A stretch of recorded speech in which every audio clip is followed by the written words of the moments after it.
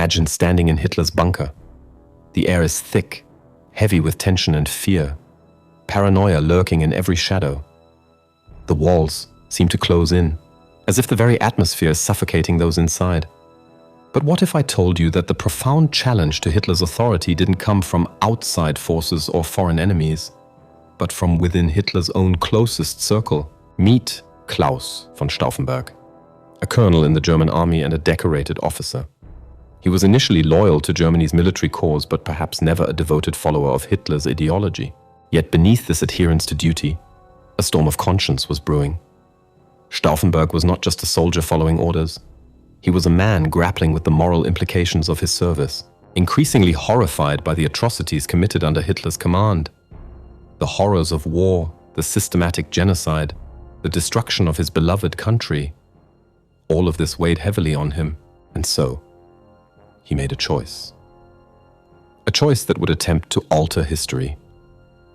The world watched on July 20th, 1944, a day that would echo through the corridors of history with the daring of an attempted coup.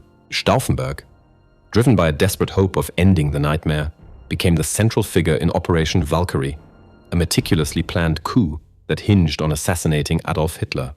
The plan was audacious and fraught with danger, a briefcase bomb. Stauffenberg managed to carry a briefcase filled with explosives into a high-level meeting at the Wolf's Lair, Hitler's military headquarters. As the meeting began, he placed the briefcase under the table, right near Hitler. The tension was palpable, every tick of the clock echoing in their ears. And then, the bomb exploded. Chaos erupted instantly. The room was thrown into turmoil, smoke and dust filling the air. But against all odds, Hitler survived. Though 4 were killed and many wounded, Hitler escaped with only minor injuries. How did he survive? The briefcase had been moved, reportedly by Colonel Heinz Brandt, who unwittingly shifted it to the far side of the oak table support, shielding Hitler from the worst of the blast. This subtle act, whether by chance or design, altered the course of history in that moment. Stauffenberg, convinced the attempt had succeeded, returned to Berlin to initiate the military coup.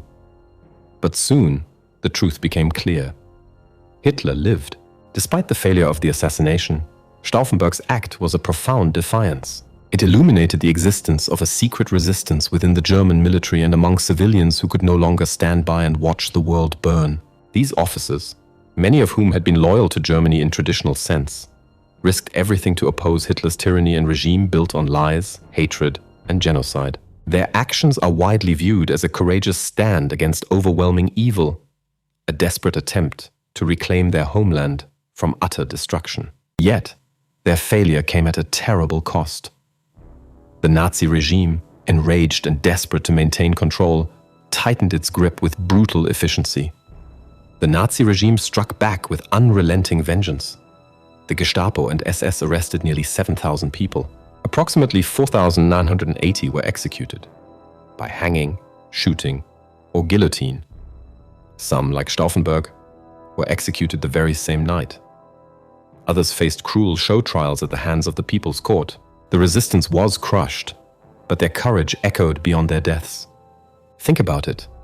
Challenging absolute power was not just about treason or disloyalty to a dictator. In the darkest times, it was a profound form of courage, standing up against overwhelming tyranny. But Stauffenberg wasn't the only one. Heinrich Himmler, ruthless head of SS and architect of Holocaust, secretly explored peace negotiations with the Western Allies in 1945 without Hitler knowledge.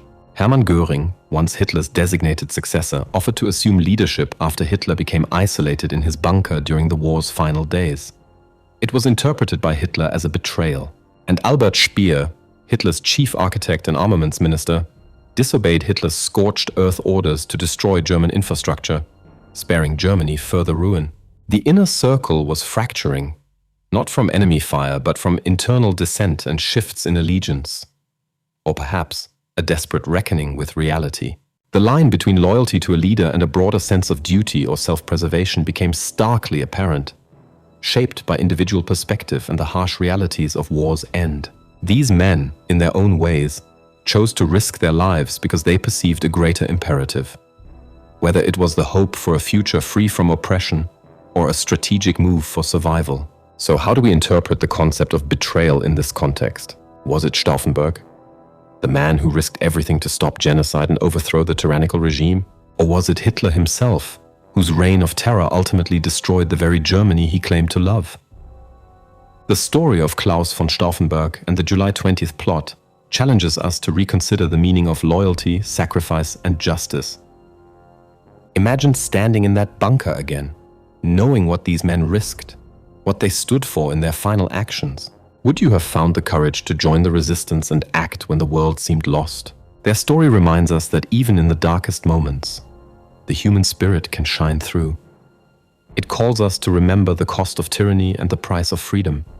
And when loyalty demands impossible sacrifices and the fate of millions rests on a single act of defiance, how far would you go to change the course of history? So as we reflect on these events, don't forget to like, share, and subscribe if this shocked you, and comment below.